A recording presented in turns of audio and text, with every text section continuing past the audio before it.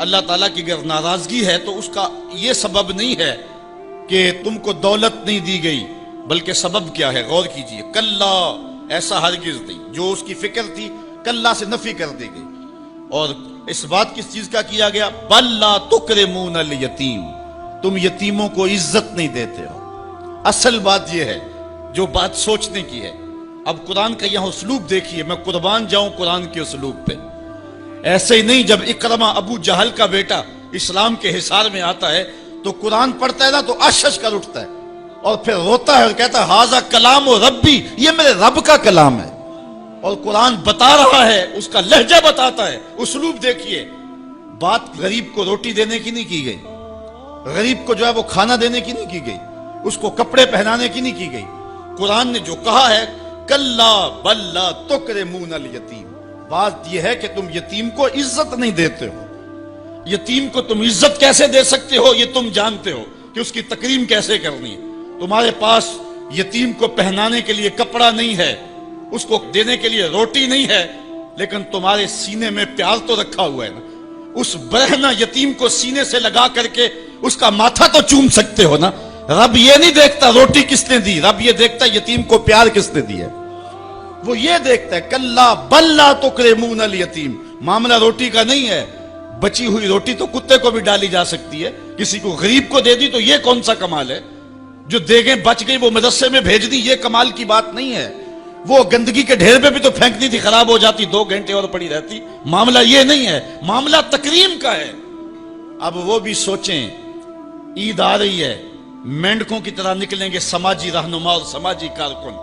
اخباروں میں تصویریں چھپیں گی، غریب عورتیں لائن میں لگی ہوئی ہیں، غریب مرد لائن میں لگے ہوئے ہیں، اور جو ہے وہ صاحب جو ہے وہ ایک ایک توڑا آٹے کا، ایک ایک تھیلا آٹے کا دے رہے ہیں، اور 10 جو ہے وہ فوٹوگرافر تصویر کھینچ رہے ہیں. اگلے دن 15 اخباروں کے اندر تصویریں لگی ہوئی ہیں. میں اس دن بھی کہا تھا کہ اس انداز کے ساتھ غریبوں کی غربت کا اشتہار لگانے والا سوچے کہ اس لائن میں اگر اس کی بیٹی کو کھڑا ہونا پڑے تو اس کا پھر انداز کیا ہو. بات یہ نہیں، بات تکریم کی ہے. کلا بل لا تکرمون الیتیم. آئیے تمہیں میں کہانی سناؤں. آقا کریم علیہ السلام جا رہے تھے عیدگاہ کو. راستے کے اندر ایک یتیم کھڑا تھا اور آقا کریم نے کہا کہ بیٹے آج تم یہاں کھڑے ہو. کہا فلاں غزوے میں میرا باپ شہید ہو گیا تھا، میری ماں کا سایہ بھی میرے سر پہ نہیں ہے، لوگ اپنے گھروں میں ہیں، میں کس دہلیز پہ جاؤں. اچھا انتظار ہو رہا ہے عیدگاہ میں. حضور نے یتیم کو سینے سے لگایا، گھر لے گئے اور سیدہ فاطمہ سے کہا کہ جس طرح کا لباس حسنین کو پہنایا ہے اس کو بھی پہناؤ. اللہ اکبر. اور اس کو کھانا کھلایا اور سب کچھ اس کی تکریم کرنے کے بعد حضور نے پھر جو ہے وہ اس کو عزت دینے کے لیے، اس کی تکریم دینے کے لیے حضور علیہ السلام نے اس کو فرمایا اما ترضى ان محمدن ابوکا، بیٹے کیا تو پسند نہیں کرتا کہ محمد تیرا باپ لگے؟ وہ عائشہ تا امو کا، اور عائشہ تیری ماں لگے. وہ فاطمہ بنت محمد اختوں کا، اور فاطمہ تیری باجی لگے. اس نے کہا یہ اعزاز مل جائے تو مجھے اور کیا چاہیے. تو کہا آج کے بعد یہ رشتے تیرے ہوئے. ایک انگلی سے حضور نے حسنین کو تھاما ہوا ہے اور دوسری انگلی سے اس یتیم بچے کو تھاما ہوا ہے. جب حضور عیدگاہ کی طرف بڑھ رہے ہیں تو اور بچے بھی اپنے ماں باپ کے ساتھ جا رہے ہیں. وہ بچہ زبان حال سے کہتا ہے تھا تو یتیم، آج یتیمی کا مزہ ہی نہیں آ گیا ہے کہ حضور کی انگلی تھام کے جا رہا ہوں.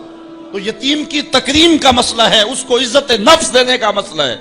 یتیم کو لوگوں کے اندر کھڑا کر کے اس کو اعزاز دیتے ہو، وہ اعزاز نہیں ہے، وہ رسوائی ہے. مجھے 1 سال قبل ایک ایسی تقریب میں لوگ کھینچ کر کے لے گئے جہاں وہ آج کل اجتماعی شادیوں کا رواج ہے.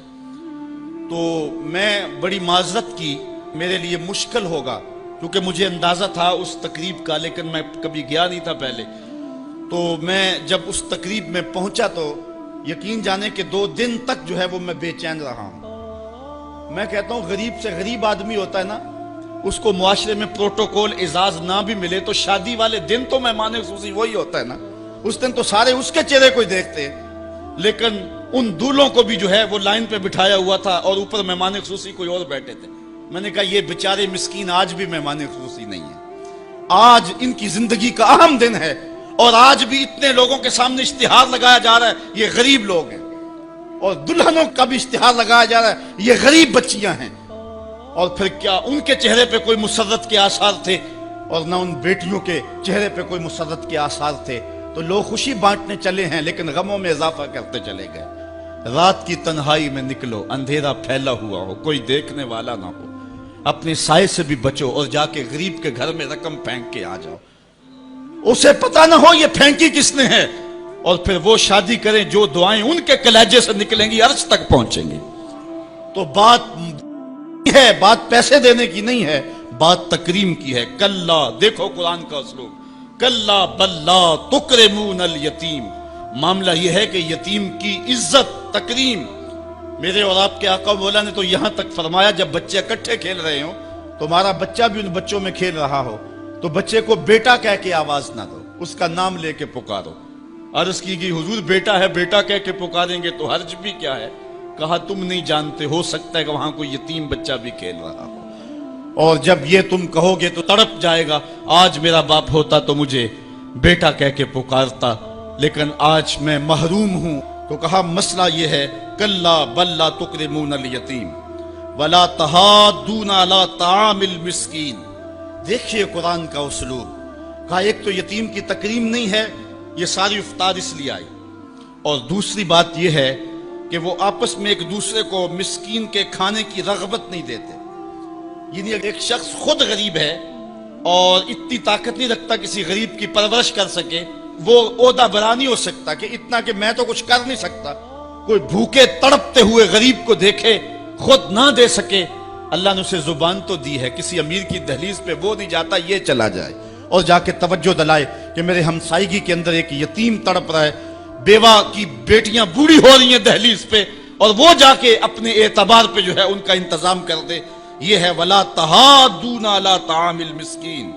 بلکہ رویہ کیا ہے؟ وَتَأْكُلُونَ التُّرَاثَ أَكْلًا لَمًّا، اور میراث کا مال تم ہپ ہپ کر کے کھاتے ہو، تمہیں پرواہ ہی نہیں ہے۔ بیٹیوں کا حق اہل عرب جو ہے وہ غصب کر لیتے تھے اور بیٹیوں کا حق نہیں دیتے تھے۔ وَتُحِبُّونَ الْمَالَ حُبًّا جَمًّا، اور دولت کی محبت رچ بس گئی ہے کلیجے کے اندر، دل کے اندر۔